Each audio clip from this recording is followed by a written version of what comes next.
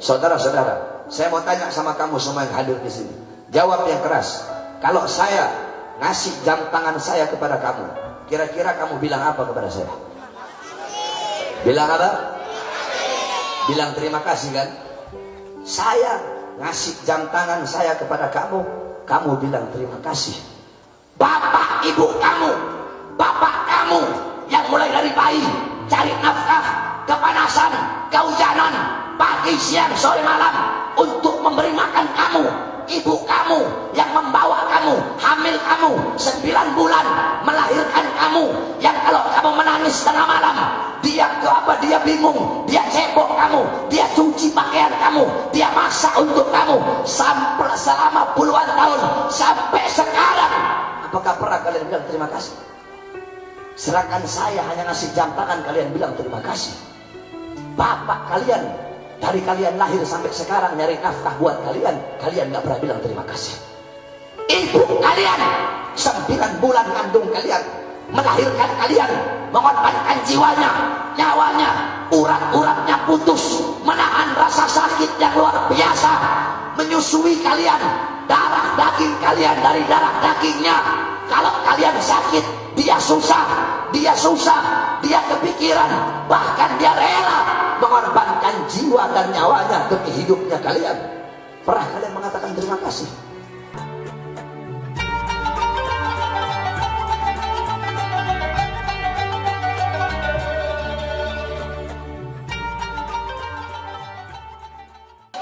Assalamualaikum warahmatullahi wabarakatuh.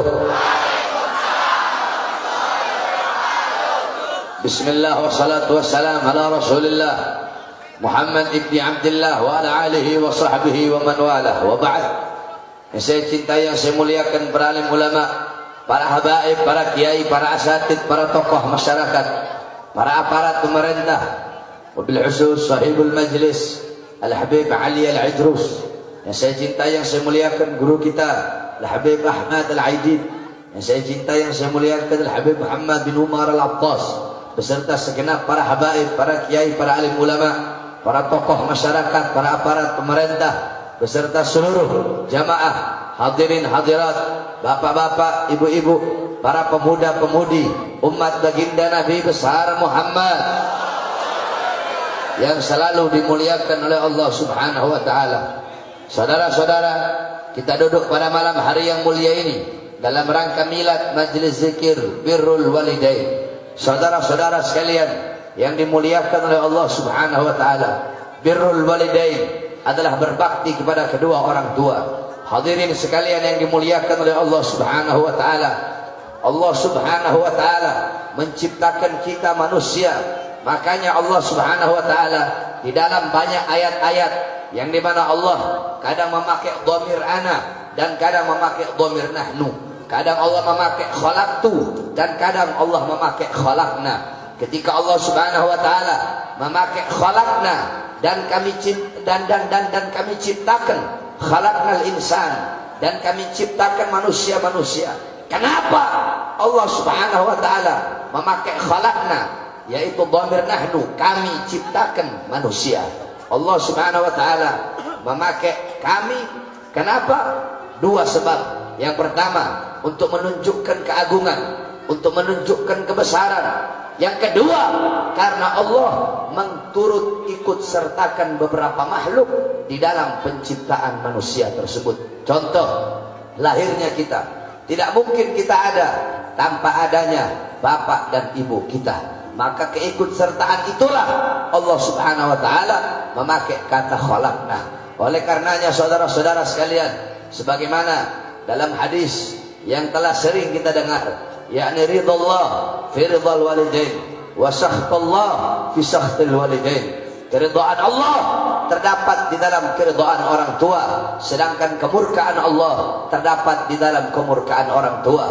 Walaupun kalian sholat sampai kalian sholat ribuan tahun, walaupun kalian sujud sampai dahi kalian hancur, walaupun kalian ruku sampai badan kalian seperti busur panah, walaupun kalian berpuasa sampai badan kalian kurus tinggal tulang, walaupun kalian sedekah sampai harta kalian habis, walaupun kalian haji 99 kali, tapi kalau tidak mendapatkan keridhaan orang tua, jangan harap kalian mendapatkan keridhaan Allah Subhanahu wa taala.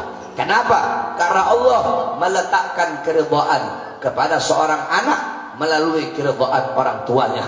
Allah meletakkan keridhaan terhadap seorang murid melalui keridhaan gurunya, dan Allah meletakkan keridhaan terhadap seorang istri melalui keridhaan suaminya. Oleh karenanya, berbaktilah kalian kepada kedua orang tua kalian, berbuat baiklah kalian kepada kedua orang tua kalian. Pertama, kepada ibu kalian. Sahabat bertanya kepada Rasulullah, "Ya Rasulullah, setelah aku berbakti kepadamu, setelah aku melayanimu, setelah aku mencintaimu, siapa yang harus aku layani?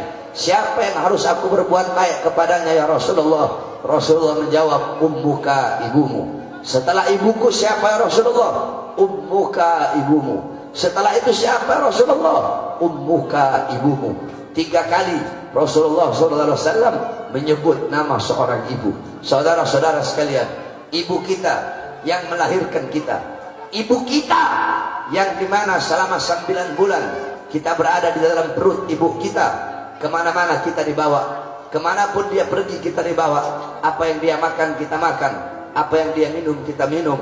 Saudara-saudara, jangankan ketika ibu kita mengorbankan jiwa dan nyawanya untuk melahirkan kita, jangankan dia melahirkan kita, yang dimana ketika melahirkan itu berapa banyak urat-urat dia yang putus ketika melahirkan kita.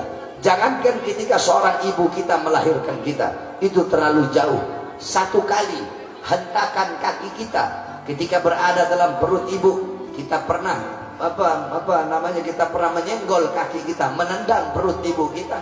1 kali tendangan kaki kita tersebut tidak bisa kita balas, walaupun kita berikan sorga dan isinya kepada ibunya kita. 1 kali hentakan kaki seorang anak yang ada dalam perut ibunya tidak bisa dibalas, walaupun diberi sorga beserta isinya. Maka bagaimana kita akan membalas jasa seorang ibu yang telah melahirkan kita, yang telah menjadi sebab adanya kita di dunia ini. Oleh karenanya, berbuatlah baik kalian kepada kedua orang tua kalian, lemah lembutlah kalian kepada bapak ibu kalian. Kewajiban kita sebagai anak untuk berbakti kepada kedua orang tua, untuk selalu taat kepada perintah kedua orang tua selama perintah tersebut bukanlah perintah bermaksiat kepada Allah. Sebab la ta'ata lil makhluk fi maksiatil khaliq. Tidak ada ketaatan kepada makhluk di dalam bermaksiat kepada Allah Subhanahu wa taala. Saudara-saudara sekalian, apalagi kalian para pemuda-pemuda yang masih punya ibu, beruntung kalian. Kenapa? Selama ibu kalian masih ada, maka selama itu malaikat mendoakan kalian, selama itu malaikat hormat kepada kalian, selama itu malaikat melayani kalian, selama itu malaikat khidmat berbakti kepada kalian. Tetapi apabila ibu kalian telah tiada, apabila ibu kalian telah meninggal dunia, apa kata malaikat? Maaf, dulu aku melayanimu, dulu aku hormat kepadamu, dulu aku memuliakanmu. Sekarang ibumu telah tiada, maka aku tidak lagi hormat kepadamu, aku tidak lagi akan melayanimu, dan aku tidak akan lagi khidmat kepadamu. Oleh karenanya, mumpung masih punya ibu, taat kamu kepada ibu. Jangan pernah engkau melawan perintah ibumu, apalagi mengatakan mengatakan kepada orang tua saja tidak boleh, apalagi engkau membantah. Berapa banyak anak-anak sekarang ngomong kotor kepada orang tuanya, melawan orang tuanya, melotot di hadapan orang tuanya, membantah perintah orang tuanya, mengeraskan suara kepada orang tuanya.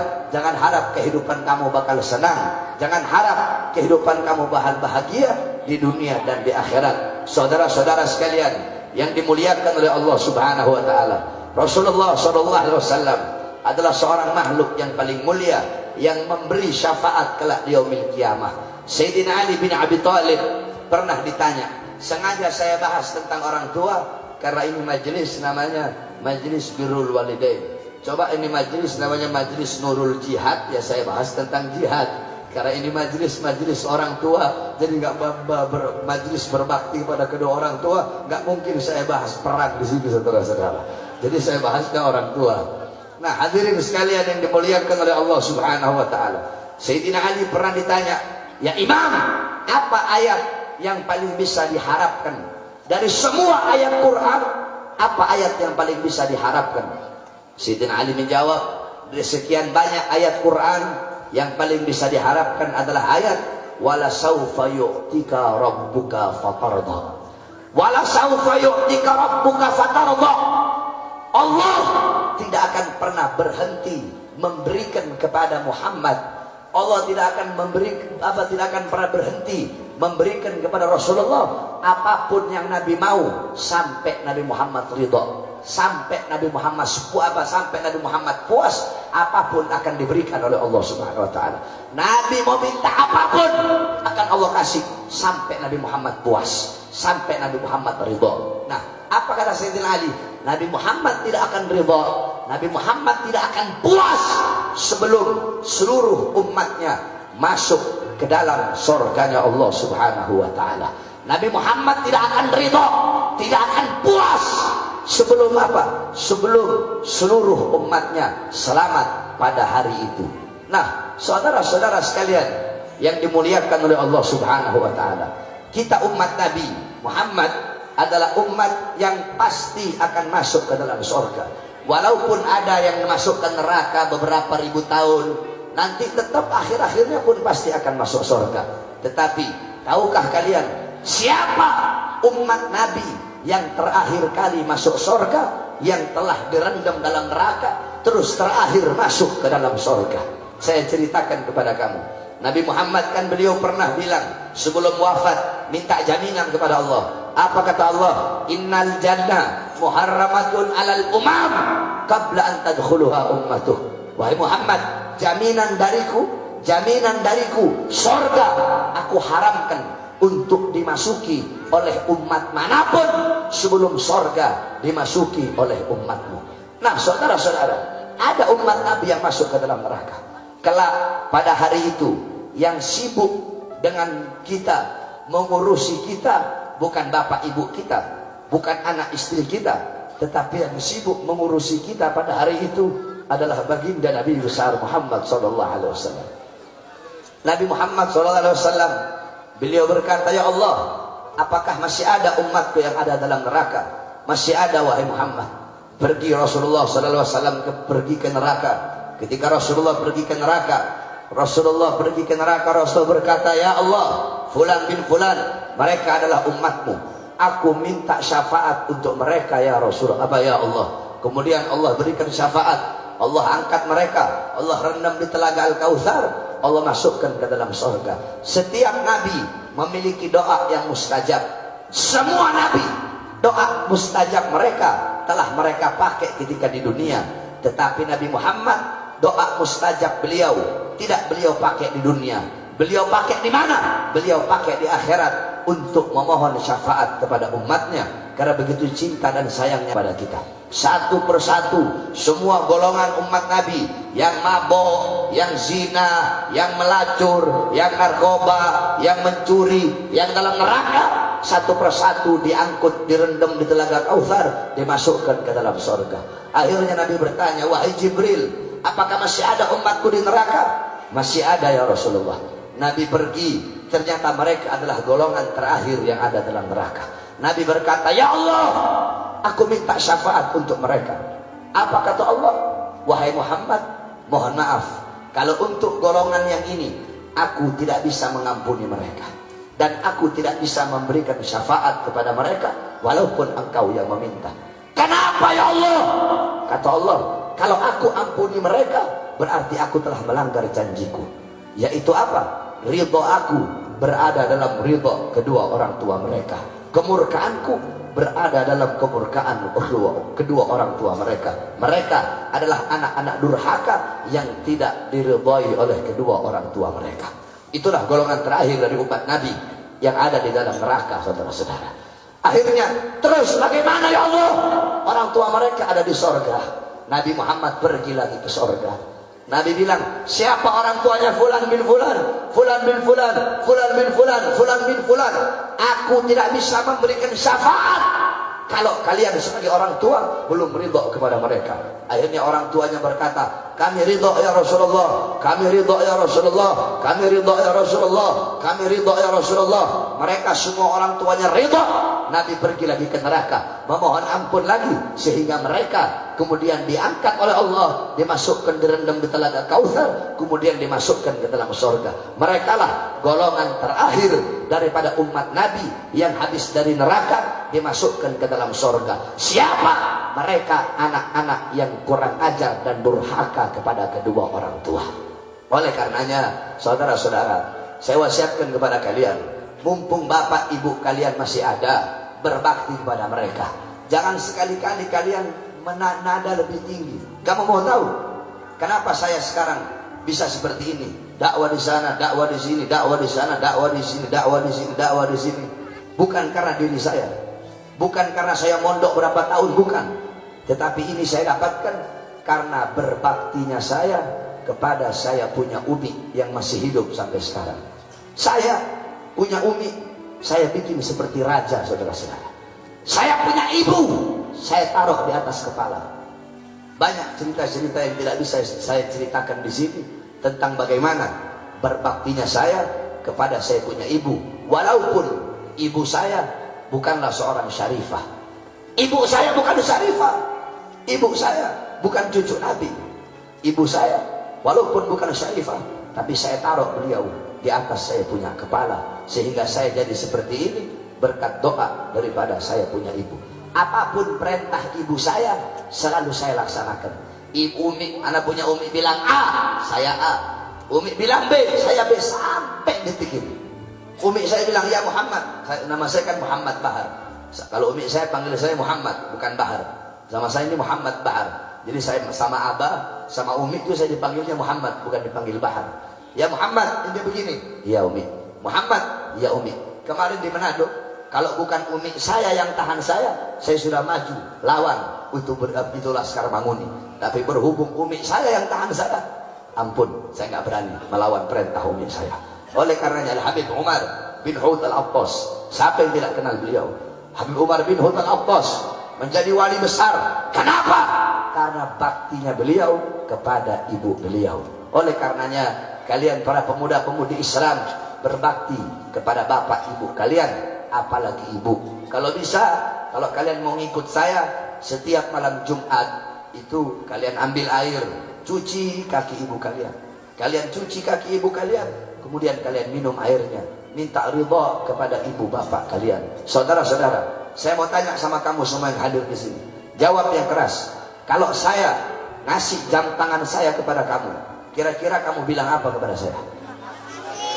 Bilang apa? Bilang terima kasih kan? Saya ngasih jam tangan saya kepada kamu, kamu bilang terima kasih. Bapak ibu kamu, bapak kamu yang mulai dari bayi cari nafkah, kepanasan, kehujanan, pagi, siang, sore, malam untuk memberi makan kamu. Ibu kamu yang membawa kamu, hamil kamu 9 bulan, melahirkan kamu, yang kalau kamu menangis tengah malam, dia bingung, dia cebok kamu, dia cuci pakaian kamu, dia masak untuk kamu sampai selama puluhan tahun sampai sekarang. Apakah pernah kalian bilang terima kasih? Sedangkan saya hanya ngasih jam tangan, kalian bilang terima kasih. Bapak kalian dari kalian lahir sampai sekarang nyari nafkah buat kalian, kalian nggak pernah bilang terima kasih. Ibu kalian 9 bulan kandung kalian, melahirkan kalian, mengorbankan jiwanya, nyawanya, urat-uratnya putus, menahan rasa sakit yang luar biasa, menyusui kalian, darah daging kalian dari darah dagingnya. Kalau kalian sakit, dia susah, dia kepikiran, bahkan dia rela mengorbankan jiwa dan nyawanya demi hidupnya kalian. Pernah kalian mengatakan terima kasih? Sedangkan saya Bahar bin Smith bukan siapa-siapa kalian, ngasih jam tangan kepada kalian atau ngasih uang atau ngasih apapun, kalian bilang terima kasih Beb. Tetapi bapak ibu kalian yang selama ini mengurusi kalian selama puluhan tahun, tidak pernah kata-kata terima kasih itu kalian ucapkan kepada bapak ibu kalian. Oleh karenanya, wasiat saya yang terakhir, semua anak-anak muda yang hadir di sini, semua, kalau memang kalian cinta kepada Nabi Muhammad, cinta kepada Habib Ali, cinta kepada ini majelis, kamu pulang dari sini, yang masih punya ibu, cuci kaki ibu kamu, kamu minum airnya, peluk kamu punya ibu, cium kakinya, minta ridho dunia akhirat, sebab itu adalah sumber daripada keselamatanmu dunia akhirat.